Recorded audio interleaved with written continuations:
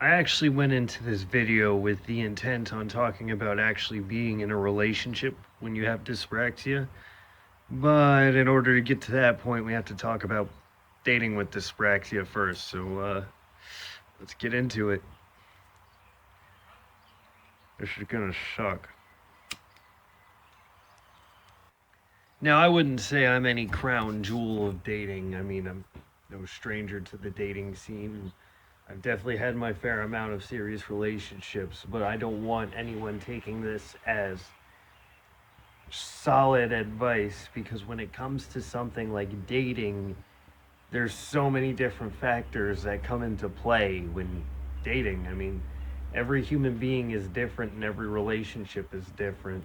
So while this will be a general idea of dating with dyspraxia, not every dyspraxic is going to have these problems or these specific tips when talking about dating because dyspraxia affects everyone differently and well, relationships and people are just different in general. So this will be very general.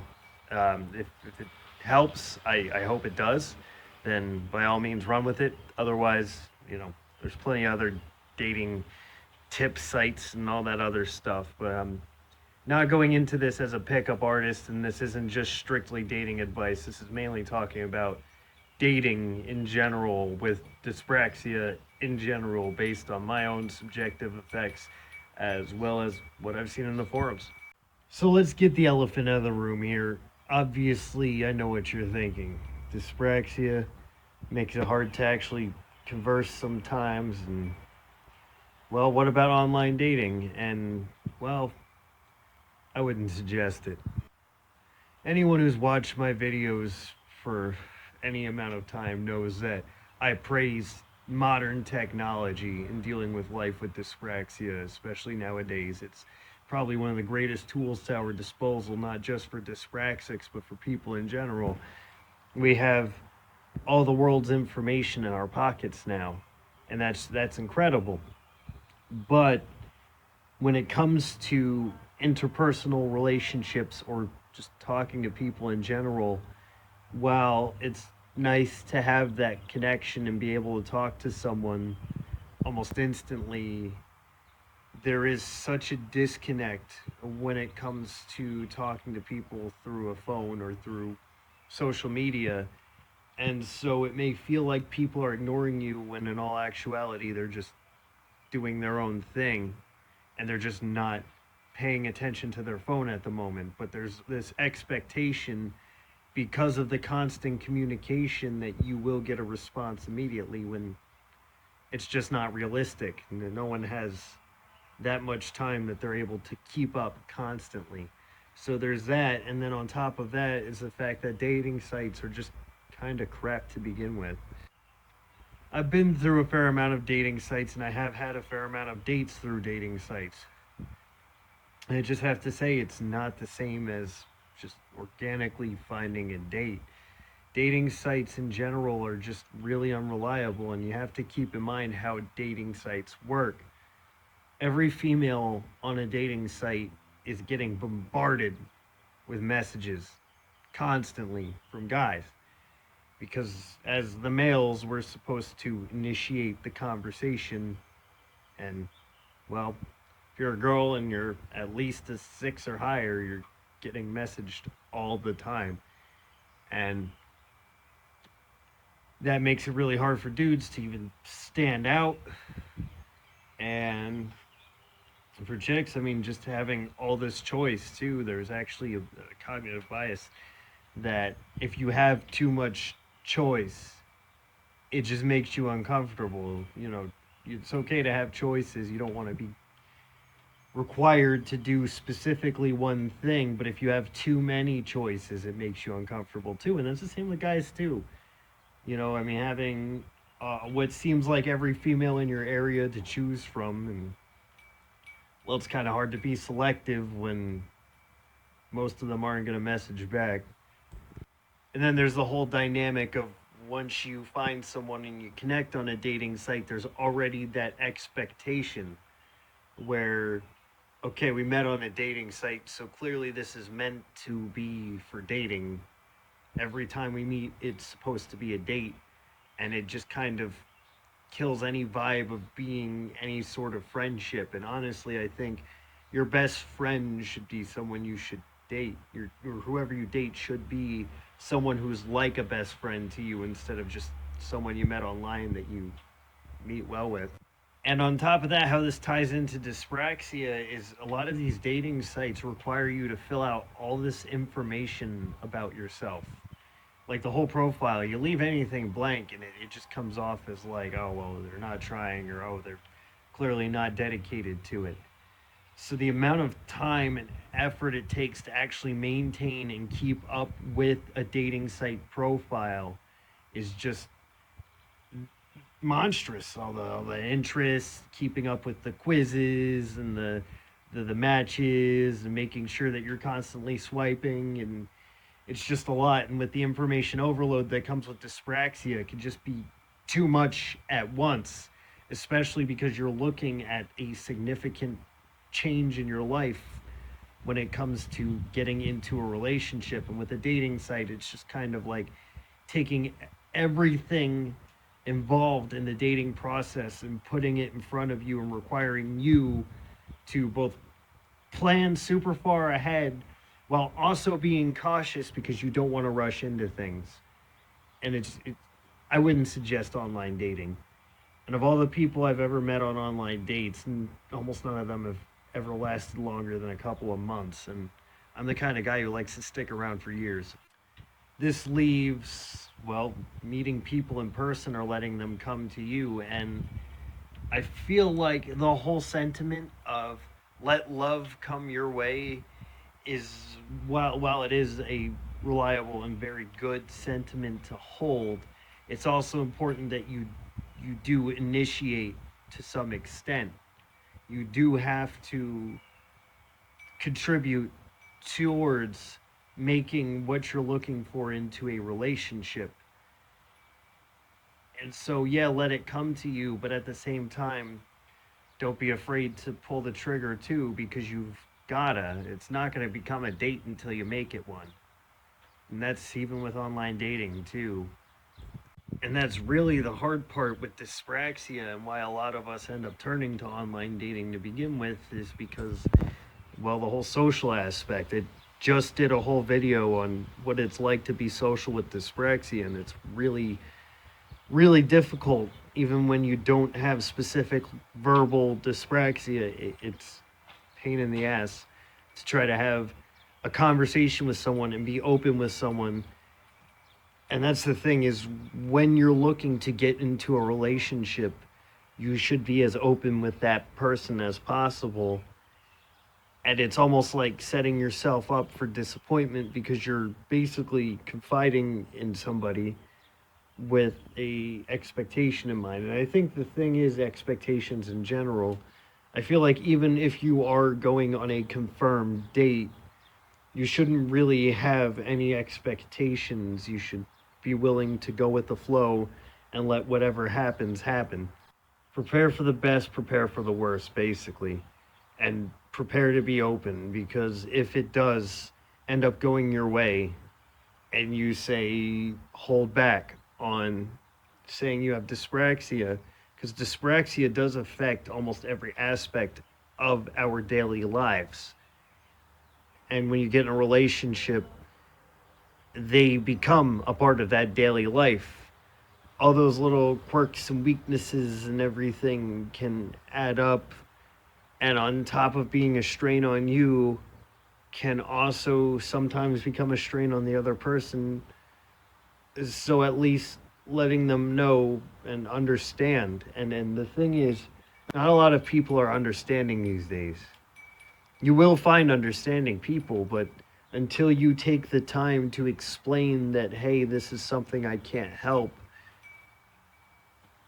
you just end up making all these mistakes, or tripping in your words, or doing or leaving lights on in the house, or leaving dishes in the sink, or whatever, and it ends up building up and becoming a problem over time. And once that problem builds up and implodes, it ends up just completely destroying the relationship. So the key is being open and making sure that that person is understanding and willing. And that's the other thing, is rejection too. I mean, yes, some people just aren't understanding. And despite how much you explain how your disorder affects you and how it, I mean, some people just aren't going to be into that, and that's understandable. I mean, you will find somebody. It's a given. Everyone can find. If I can find somebody, you can find somebody, all right? Everybody can find someone. There is someone out there who will and definitely is into you. It's just a matter of finding them. And being rejected once or twice or even 20 times isn't entirely a bad thing. Because that one person who rejected you is keeping you open for the person who's actually going to accept and understand you and actually enjoy your little quirks. It's very easy to see a lot of the negatives of dyspraxia. It's hence why I've been working on this benefit video for like a couple weeks now, and it's still, I probably won't have it up for like another month or two, but there are some benefits to dyspraxia, and there are some quirks that many people do find charming. It's not entirely a negative. I bring that up in my videos all the time, that dyspraxia is a disorder, but at the same time, there are the positives.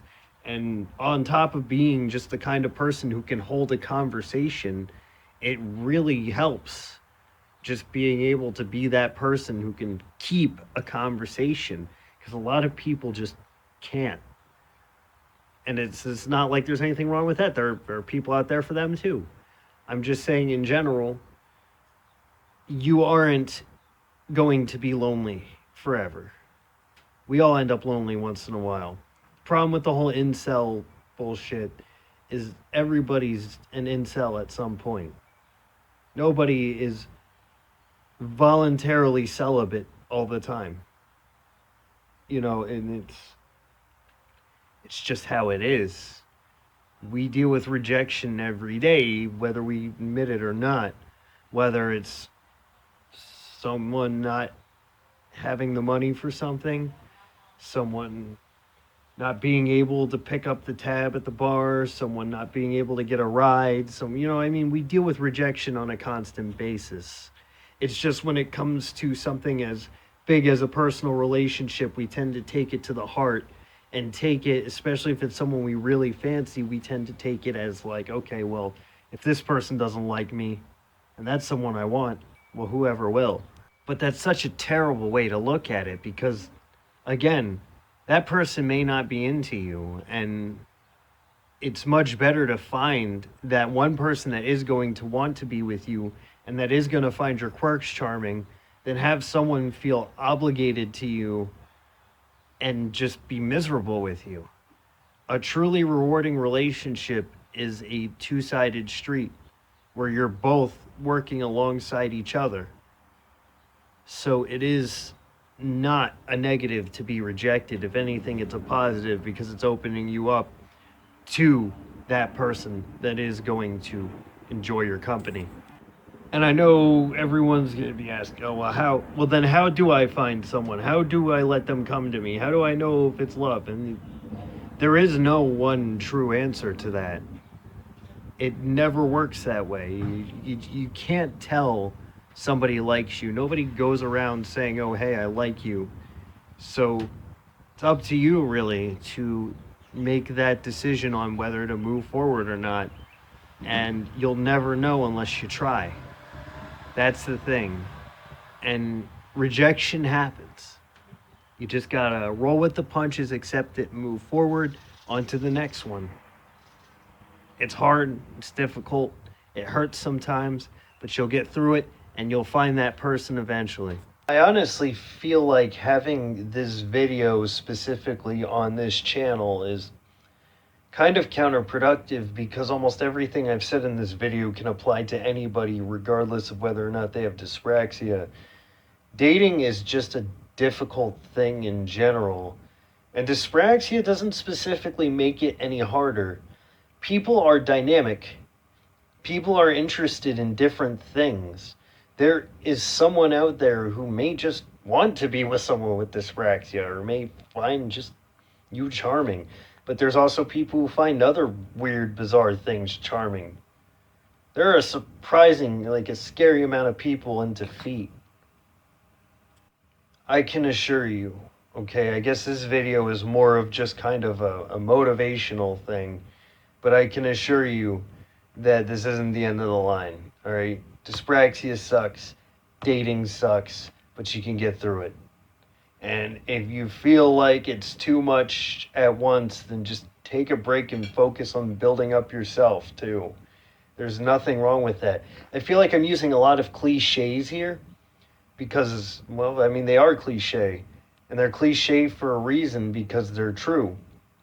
You let love come to you, you initiate, you don't fear the rejection, and when you face the rejection, you move on.